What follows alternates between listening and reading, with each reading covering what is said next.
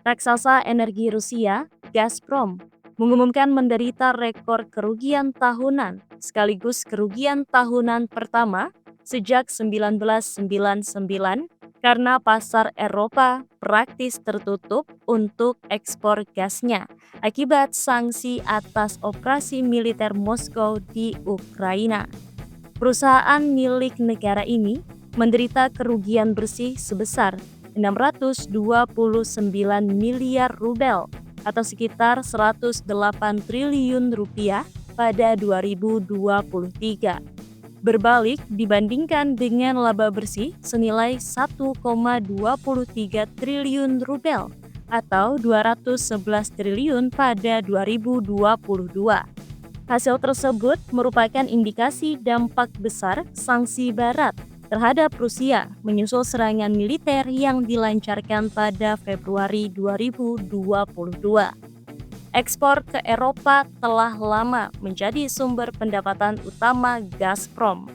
Namun, setelah dimulainya konflik di Ukraina, negara-negara Eropa berusaha mengurangi ketergantungan mereka pada gas alam Rusia.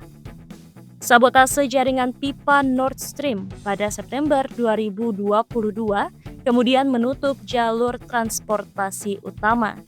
Gazprom berupaya mencari klien ekspor baru, namun membangun infrastruktur baru membutuhkan biaya mahal dan memakan waktu bertahun-tahun. Mereka berupaya meningkatkan kapasitas pipa Power of Siberia ke Tiongkok. Namun, Moskow belum mencapai kesepakatan dengan Beijing untuk membangun pipa kedua.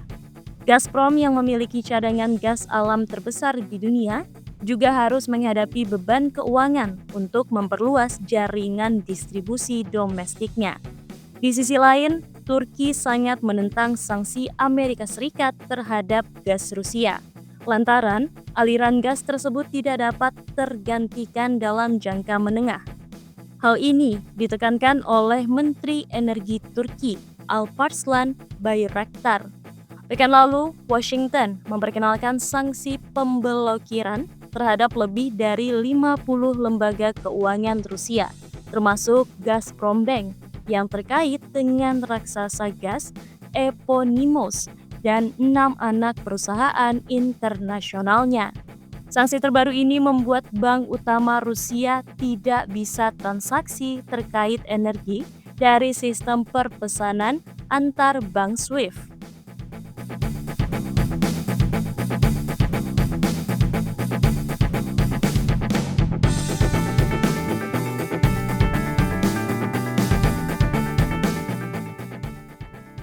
Menteri Bayraktar juga menekankan bahwa Turki adalah pasar gas terbesar keempat di Eropa dan bahwa Rusia adalah salah satu pemasok gas utama.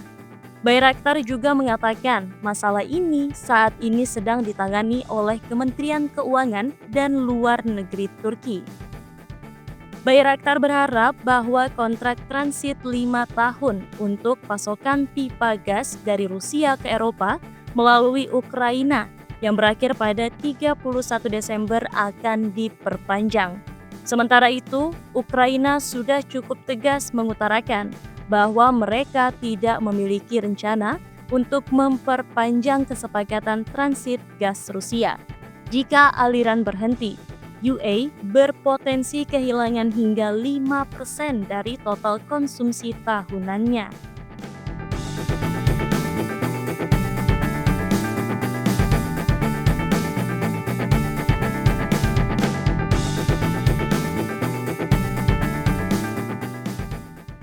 Ia menegaskan bahwa masalah pembayaran melalui Gazprombank merupakan hal penting bagi Uni Eropa.